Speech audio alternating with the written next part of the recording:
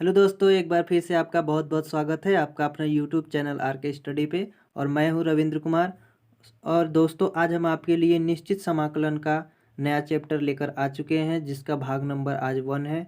तो वीडियो पूरा लास्ट तक देखिएगा, हमारे वीडियो में बने रहिएगा, क्योंकि आज वेरी इंपॉर्टेंट फार्मूला बताने वाले हैं। ओनली आज फार्मूला होगा, सवाल नेक्स्ट वीडियो से होगी, ठीक है।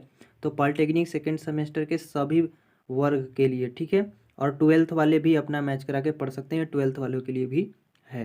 तो गाइस, चलिए वीडियो स्टार्ट करते हैं। स्टार्ट करने से पहले हमारे चैनल पर नए हो तो सब्सक्राइब कर लीजिएगा, साथ में बेल आइकन भी प्रेस कर लीजिएगा, क्योंकि ऐसी वीडियो हम आपके लिए लाते रहते हैं, ठीक है।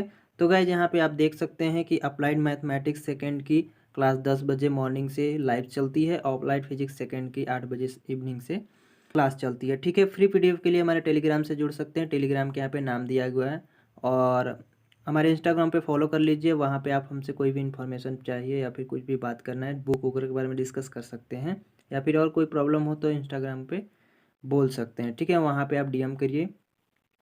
तो गैस, चलिए स्टार्ट करते हैं। तो यहाँ पे देख सकते हैं गैस, मैंने सबसे पहले यहाँ पे क्या लिखे हुए हैं कि निश्चित समाकलन होता क्या है। सबसे पहली बात यही आता है कि निश्चित समाकलन होता है क्या, ठीक है। हम लोग अभी समाकलन पढ़े थे, क्या पढ़े थे, समाकलन। लेकिन इसमें देखिए निश्चित समाकलन आ गया है, ठीक है।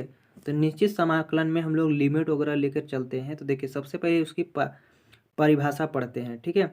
जब किसी फलन का समाकलन किन्हीं दो निश्चित सीमाओं के बीच, ठीक है। दो निश्चित सीमाओं कहने का मतलब, मान लीजिए ये आपका इंटीग्रेशन है और दो निश्चित आपकी सीमा है, ए से लेके बी तक, ये आपकी लिमिट है, यानी ए से लेके बी तक, ठीक है।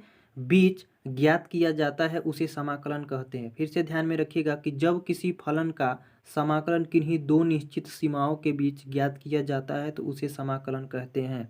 इसका मतलब है कि समाकलन में ए से लेके बी तक एक निश्चित, ठीक है, इन दोनों के बीच की अगर दूरी हम लोग निकाल दें, ठीक है, निश्चित सीमाओं के बीच ज्ञात किया जाए तो ये क्या कहलाएगा, समाकलन कहलाएगा, ठीक है।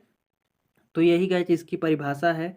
अब यहाँ पे थोड़ा सा हम लोग और उसके आगे पढ़ेंगे डिटेल में। माना यहाँ पे फलन आपका एफ एक्स दिया है कि अगर सतत हो, क्या हो, एक सतत हो जो कि स्वतः अंतराल ए और बी पर परिभाषित है। किस पे है, ए और बी पे परिभाषित हो, ठीक है।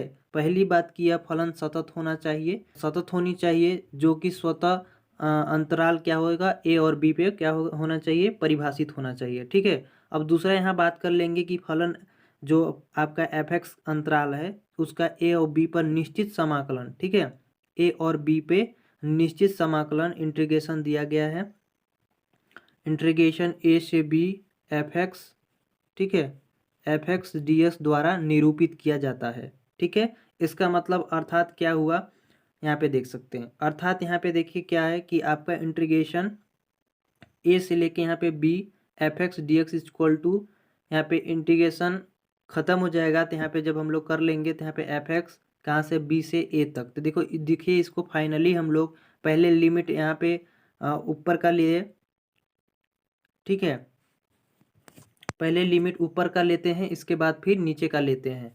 देखिए गाइज क्यों लेते हैं, क्योंकि ये नीचे माने लोअर लिमिट होता है। यहाँ पे देखिए ए जो है आपका, यहाँ पे देखिए लिमिट आपका मान लीजिए हम लिख दिए ए से लेके कहाँ तक, बी तक लिख दिए, ठीक है। ये हो गया आपका एफ एक्स, ठीक है।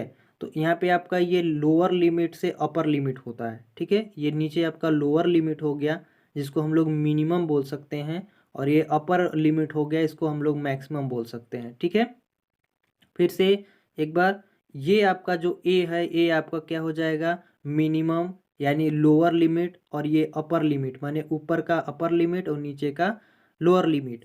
तो इसी को यहाँ पे हम लोग सबसे पहले जब इंटीग्रेशन कर लेते हैं तो यहाँ फाइंड आउट करने के लिए यहाँ पे एफ पहले क्या लेते हैं, पहले अपर लिमिट लेते हैं, फिर यहाँ पे माइनस लगाते हैं, फिर यहाँ पे हम लोग लोअर लिमिट लेते हैं। क्यों, क्योंकि अगर अपर लिमिट है, इसका कहने का मतलब ये है कि अपर माने बड़ा, माने मैक्सिमम का मतलब ये बड़ा होगा, और मिनिमम का मतलब क्या होगा, ये इससे कम होगा, ठीक है। तो अगर बड़ा में छोटा घटाएंगे तो घट जाएगा, इसलिए हम लोग यहाँ पे क्या करते हैं, पहले ये ऊपर वाला लेते हैं, इसके बाद फिर नीचे वाला लेते हैं, ठीक है। तो ये हो गया आपका मेन फार्मूला।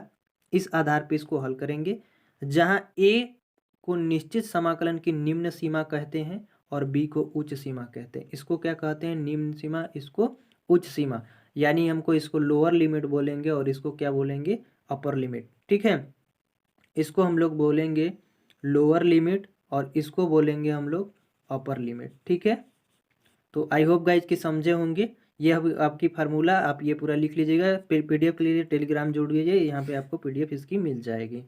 ठीक है, अब हम लोग इसकी फार्मूला देख लेते हैं। फार्मूला देखिए वेरी इंपॉर्टेंट है और इसमें जो मेन इंपॉर्टेंट है वो भी हम बताएंगे आपको कि कौन कौन सी इसमें उपयोग होते हैं ज़्यादातर, और उसी पे पूरा आपका सवाल लग जाएगा। ठीक है, तो देखिए इसके गुणधर्म है ये जो है आपके निश्चित समाकलन के गुणधर्म है। पहली बात तो वो जो फार्मूला है वो तो सही है, लेकिन ये इसके गुणधर्म है, जो गुणधर्म के अनुसार आप हल करेंगे तो इजली हो जाएगा। यदि सबसे पहले यहाँ पे देख सकते हैं कि आपका दिया गया है, यहाँ पे आपका दिया गया है कि इंटीग्रेशन ए से लेके बी तक।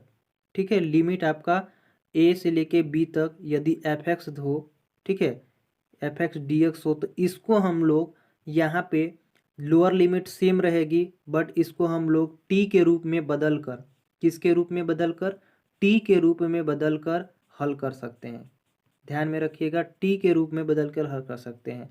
देखिए जब हम आपको समाकलन पढ़ाए थे तो उसमें भी हमने बताए हुए थे कि कुछ मान के हल किया जाता है, उसको टी के रूप में कन्वर्ट कर सकते हैं। तो पहला गुण आपका ये हो गया। ठीक है, अब हम लोग दूसरे गुण की बात करते हैं। तो दूसरा गुण में आपका यहाँ से ए से लेके बी तक लिमिट दिया गया है, उसका अगर एफ एक्स डी एक्स हो, तो यहाँ पे देखिए क्या होता है कि आपको क्या सेम आपका है, तो यहाँ पे देखिए लिमिट तो आपको क्या करना पड़ेगा?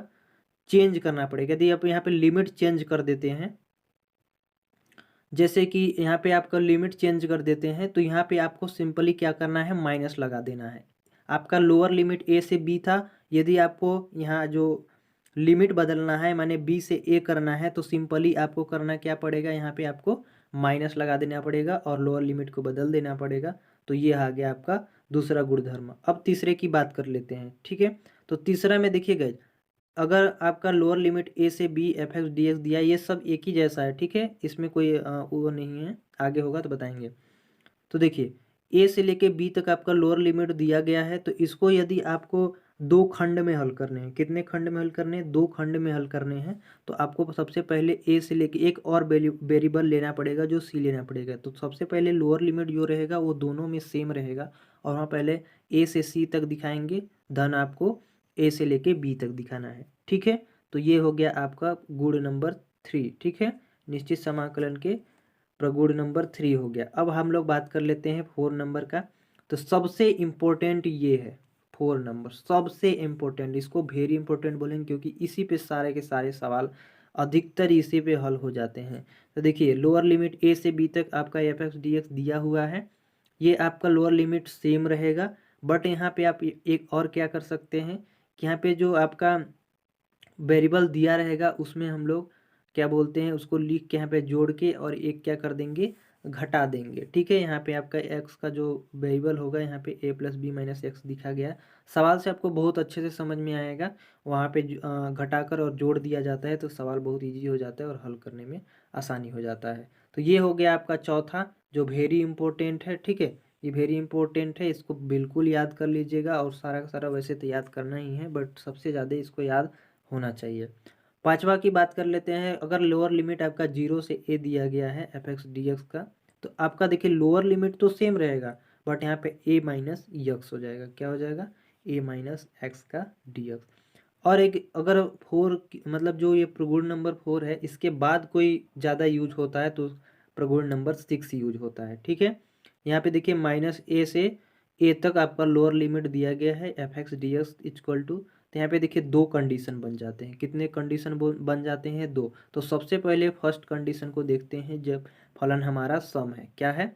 जब हमारा फलन सम हो तो यहाँ पे 2 पहले हो जाएगा, इंटीग्रेशन 0 से ए, ठीक है, 0 से A F x d x निकलेगा। और फिर दूसरा कंडीशन, यदि इसका वैल्यू 0 हो गई तो ये क्या होगा? विषम होगा। ठीक है, तो आई होप कि ये समझे होंगे पूरा फार्मूला। बस आज के लिए इतना ही, मिलेंगे नए वीडियो में। फिर से देख लीजिएगा कि जब किसी फलन का समाकलन किन्हीं दो निश्चित सीमाओं के बीच, माने ए और बी के बीच, इन दोनों के बीच अगर लोअर लिमिट हम लोग निकाला जाते हैं तो उसी को क्या बोलते हैं? समाकलन बोलते हैं। ठीक है, तो आई होप कि ये वीडियो आपको पसंद आई होगी, तो एक लाइक कर दीजिएगा। चैनल पे नए हो तो सब्सक्राइब कर लीजिएगा। बस अब मिलते हैं नए वीडियो में, तब तक के लिए जय हिंद। और नेक्स्ट क्लास से सवाल लगेगी।